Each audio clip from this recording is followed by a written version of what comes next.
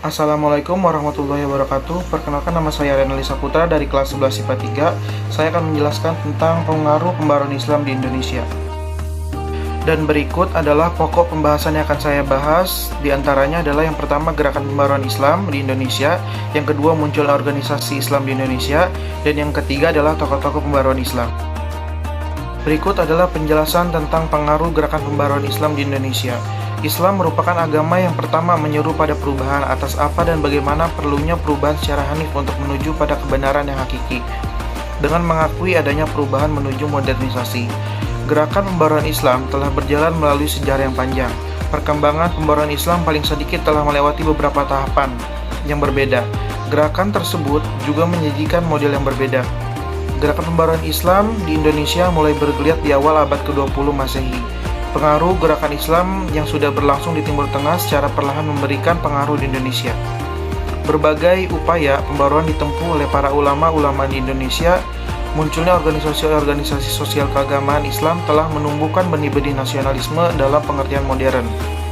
Tokoh-tokoh organisasi juga menyadari betapa pentingnya lembaga pendidikan untuk menopang generasi muda penerus bangsa.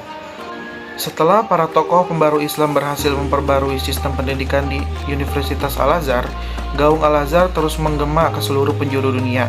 Pengaruh pembaruan dalam bidang pendidikan di Indonesia berhasil tergugah sehingga cara pandang bangsa Indonesia tergerak lebih maju. Pembaruan di Indonesia dipelopori oleh tokoh-tokoh organisasi keagamaan dan sosial. Di antaranya adalah Kiai Haji Ahmad Dahlan, Hadratus Syekh Hasyim Asy'ari, Haji Ahmad Surkati, dan Zamzam. Para ulama tersebut banyak belajar ilmu agama di Indonesia dan menimba ilmu di Mekah. Di antara tokoh lainnya adalah Hos Cokroaminoto, yang dikenal menggali inspirasi dari ide-ide pembaruan Islam dari anak muda India. Ada beberapa jalur masuknya ide-ide pembaruan dari luar di Indonesia. Di antaranya adalah jalur haji dan mukim, yakni tradisi tokoh-tokoh umat Islam Indonesia yang menunaikan ibadah haji ketika itu bermukim untuk sementara waktu untuk menimba ilmu. Yang kedua adalah jalur publikasi, yakni berupa jurnal atau majalah-majalah yang membuat ide-ide pembaruan Islam, baik dari terbitan Mesir maupun Beirut. Yang ketiga adalah peran mahasiswa yang sempat menimba ilmu di Timur Tengah.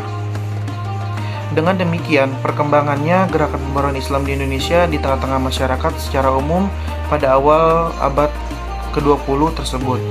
Corak gerakan keagamaan Islam di Indonesia dapat dibagi dengan beberapa kelompok.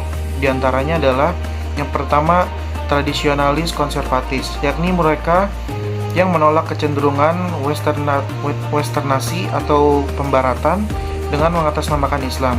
Yang kedua adalah reformis modernis, yakni mereka menegaskan relevansi Islam untuk semua lapangan kehidupan baik private maupun publik. Yang ketiga adalah radikal puritan, seraya sepakat dengan klaim fleksibilitas Islam di tengah arus zaman. Mereka enggan memakai kecenderungan kaum modernis dalam memanfaatkan ide-ide barat. Yang selanjutnya adalah penjelasan tentang organisasi-organisasi Islam di Indonesia. Organisasi Islam di Indonesia adalah organisasi yang bergerak di bidang keagamaan, pendidikan, sosial, dan ekonomi. Keberadaan organisasi Islam di Indonesia tidak dapat dilepaskan dari peranannya pada zaman perjuangan kemerdekaan. Peranan para ulama Islam yang tergabung dalam berbagai organisasi akan berjuang mencapai kemerdekaan sangat besar dan tidak bisa diabaikan. Berikut adalah beberapa organisasi Islam yang dibentuk pada masa sebelum kemerdekaan.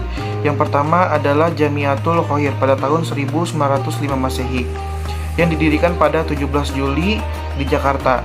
Organisasi ini awalnya beraktivitas di bidang pendidikan dasar dan mengirim para pelajar ke Turki dan merupakan satu-satunya organisasi pendidikan modern di Indonesia. Yang kedua adalah Syarekat Islam pada tahun 1905 Masehi. Syarekat Islam Indonesia adalah organisasi massa tertua yang berdiri sejak era kolonialisme. Didirikan oleh Haji Samanhudin pada tanggal 16 Oktober 1905. Yang ketiga adalah Persatuan Umat Islam pada tahun 1911 Masehi.